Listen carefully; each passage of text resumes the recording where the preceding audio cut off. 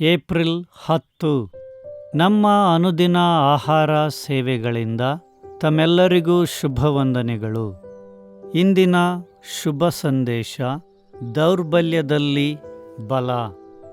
Jennifer Benson ಶುಲ್ಡ್ ಅವರಿಂದ.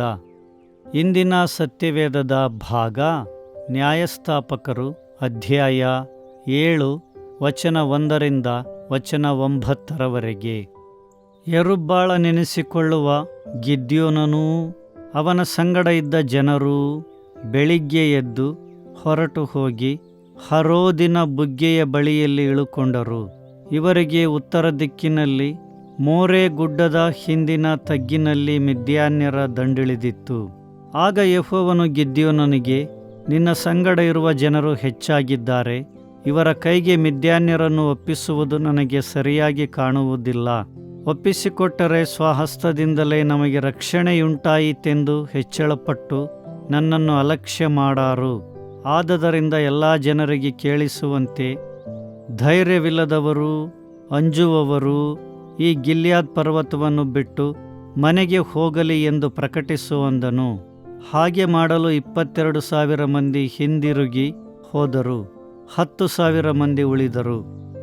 ಯೆಹೋವನು ತಿರುಗಿ ಗಿದ್ಯೋನನಿಗೆ, ನಿನ್ನ ಬಳಿಯಲ್ಲಿರುವ ಜನರು ಇನ್ನೂ ಹೆಚ್ಚಾಗಿದ್ದಾರೆ, ನೀನು ಅವರನ್ನು ಹಳ್ಳಕ್ಕೆ ಕರೆದುಕೊಂಡು ಹೋಗು, ಅಲ್ಲಿ ಅವರನ್ನು ನಿನಗೋಸ್ಕರ ಪರೀಕ್ಷಿಸುವೆನು.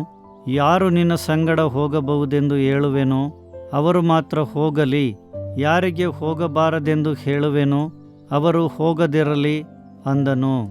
ಗಿದ್ಯೋನನು ಜನರನ್ನು ಹಳ್ಳಕ್ಕೆ ಕರೆದುಕೊಂಡು ಬಂದಾಗ ಯೆಹೋವನು ಅವನಿಗೆ, ನಾಯಿಯಂತೆ ನೀರನ್ನು ನಾಲಿಗೆಯಿಂದ ನೆಕ್ಕುವವರನ್ನೂ ಮೊಣಕಾಲೂರಿ ಕುಡಿಯುವವರನ್ನೂ ಬೇರೆ ಬೇರೆಯಾಗಿ ನಿಲ್ಲಿಸು ಎಂದು ಹೇಳಿದನು.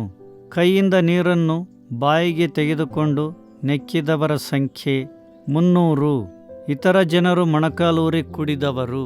ಆಗ ಯೆಹೋವನು ಗಿದ್ಯೋನನಿಗೆ, ನೀರನ್ನು ನೆಕ್ಕಿದ ಆ 300 ಮಂದಿಯಿಂದಲೇ ನಿಮಗೆ ಜಯವನ್ನುಂಟು ಮಾಡಿ ಮಿದ್ಯಾನ್ಯರನ್ನು ನಿನ್ನ ಕೈಗೆ ಒಪ್ಪಿಸಿಕೊಡುವೆನು.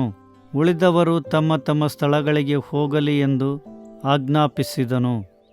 ಗಿದ್ಯೋನನು ಆ 300 ಜನರನ್ನು ಇಟ್ಟುಕೊಂಡು ಉಳಿದ ಇಸ್ರಾಯೇಲ್ಯರನ್ನು ಅವರವರ ಗುಡಾರಗಳಿಗೆ ಕಳುಹಿಸಿದನು. ಕಳುಹಿಸುವಾಗ ಅವರ ಹತ್ತಿರ ಇದ್ದ ಆಹಾರವನ್ನೂ ಕೊಂಬುಗಳನ್ನೂ ತನ್ನ ಜನರಿಗೋಸ್ಕರ ತೆಗೆದುಕೊಂಡನು. ಮಿದ್ಯಾನ್ಯರ ದಂಡು ಕೆಳಗೆ ತಗ್ಗಿನಲ್ಲಿ ಇಳುಕೊಂಡಿತ್ತು. ಅದೇ ದಿವಸ ರಾತ್ರಿಯಲ್ಲಿ ಯೆಹೋವನು ಅವನಿಗೆ, ನೀನು ಎದ್ದು ಹೋಗಿ ಶತ್ರುಗಳ ಪಾಳೆಯದ ಮೇಲೆ ಬೀಳು, ಅದನ್ನು ನಿನಗೆ ಒಪ್ಪಿಸಿಕೊಟ್ಟಿದ್ದೇನೆ. ಮುಖ್ಯ ವಚನ. ಆಗ ಯೆಹೋವನು ಗಿದ್ಯೋನನಿಗೆ, ನಿನ್ನ ಸಂಗಡ ಇರುವ ಜನರು ಹೆಚ್ಚಾಗಿದ್ದಾರೆ. ನ್ಯಾಯಸ್ಥಾಪಕರು ಅಧ್ಯಾಯ 7 ವಚನ 2. ನನ್ನ ಮಗನು ಸುಮಾರು 3 ವರ್ಷದವನಿದ್ದಾಗ ನನಗೆ 1 ತಿಂಗಳು ಅಥವಾ ಅದಕ್ಕಿಂತ ಹೆಚ್ಚು ಕಾಲದ ಚೇತರಿಕೆಯ ಅಗತ್ಯವಿರುವ ಶಸ್ತ್ರಚಿಕಿತ್ಸೆಯ ಅಗತ್ಯವಿತ್ತು. ಅದನ್ನು ಕೈಗೊಳ್ಳುವ ಮೊದಲು ಈ ಚೇತರಿಕೆಯ ಸಮಯದಲ್ಲಿ ನಾನು ಹಾಸಿಗೆಯಲ್ಲಿ ಮಲಗಿದ್ದಾಗ ಬಳಸಿದ ಪಾತ್ರೆಗಳ ರಾಶಿಗಳು ಸಿಂಕ್ನಲ್ಲಿ ಸಂಗ್ರಹವಾಗುವ ಚಿತ್ರಣವನ್ನು ನಾನು ಕಲ್ಪಿಸಿಕೊಂಡೆನು.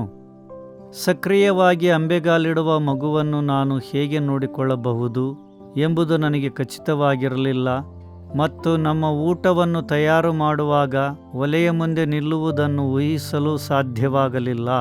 ನನ್ನ ದೌರ್ಬಲ್ಯವು ನಮ್ಮ ದೈನಂದಿನ ಜೀವನದ ಮೇಲೆ ಬೀರುವ ಪರಿಣಾಮಕ್ಕಾಗಿ ನಾನು ಭಯಪಡುತ್ತಿದ್ದೆನು.